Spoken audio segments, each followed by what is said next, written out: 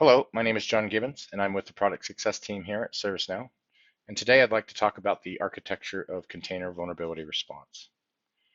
We have a safe harbor notice for any kind of forward-looking statements. We're not going to be talking about anything that's not already released publicly, so we should be fine.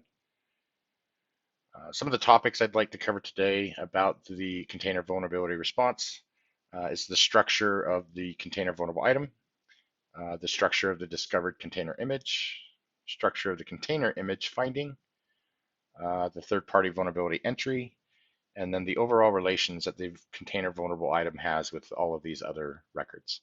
And then we'll do a brief demo and show you how you can access this information within the instance. Okay. So the first thing here, we have the container vulnerable item structure. So some of the main references on that container vulnerable item, right? We have a reference out to the Docker image, right? The discovered container image, the vulnerability entry, and then the vulnerability integration run. Some of the related records and lists have to deal with the container image layer, the remediation task, the remediation effort, the state change approval, the image repository, the image findings, and the integration instance of that vulnerability integration run. Also here we have some triage and risk analysis calculations being done to this container vulnerable item. So that would include your vulnerability calculators, your remediation target rules, your assignment rules, and then any exception rules that you have in play. And then down below here, we have the vulnerability entry. So the vulnerability entry is related to the third-party entry, your CWE records, your NVD records, or your CVE records, and then your vulnerability solution. Okay. Next thing here, we have the discovered container image structure. So your discovered container image, right, it's going to have a reference out to the image repository, the Docker image, to your CI record, and your vulnerability integration run. And that's also going to have related lists out to your image findings, and then it's going to also be related to one-to-many container vulnerable items. Next here we have the container image finding.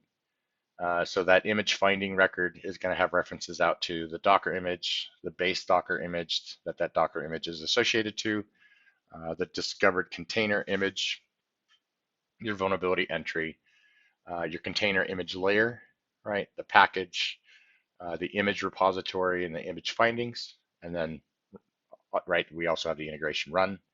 And then again, we have our vulnerability details down here. Depending on the scanner, it could be one of these records, right? It could be third party or it could be an NVD. Next here, we have the third-party entry structure, right? So the third-party entry structure is going to have references out to the CWE, the NVD, or the CVE, right? What integration run was used to populate it, any vulnerability solutions associated to it. It's also got related lists out to exploits, vulnerability references, solutions, vulnerability exploit frameworks, any vulnerable items, and then any vulnerable malware kits. And then again, we have some triage and risk analysis calculations being done through the vulnerability calculator.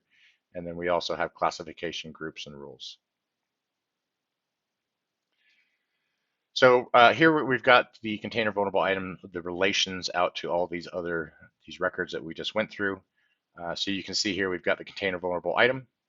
It's going to have references out to, right, again, the vulnerability entry, the container image layer, the Docker image, the container discovered container image, a remediation effort, an integration run, right? That discovered container image could have references out to an image repository, and then also out to your image findings, right? Your image findings is also going to have references out to all of these records. This is kind of like a detection record if we're talking infrastructure VR. Right, and then you've got a lot of the same other references that we've already talked about. So what we're going to do is we're going to go ahead and do a quick demo here. I'm going to show you in the instance just how you can reference this information if you need to go back to it in the future. Okay, so let's jump into the demo here. So here you can see we've got the container vulnerable item table. Right, if you come in here and you right click here, if you go to configure, You go down to table.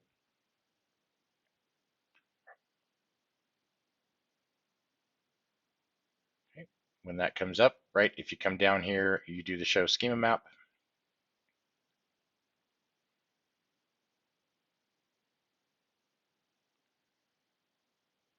From here, right, if we go ahead and do show any reference tables, so you're going to see a lot of the same tables that we just went through. There's some that I didn't cover because they're more platform-based tables.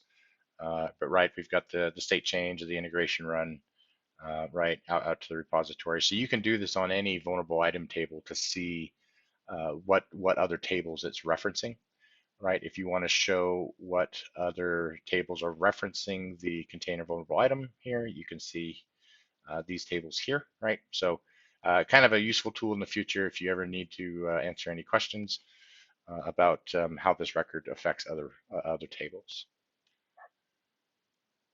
Okay, so that's the end of our demo.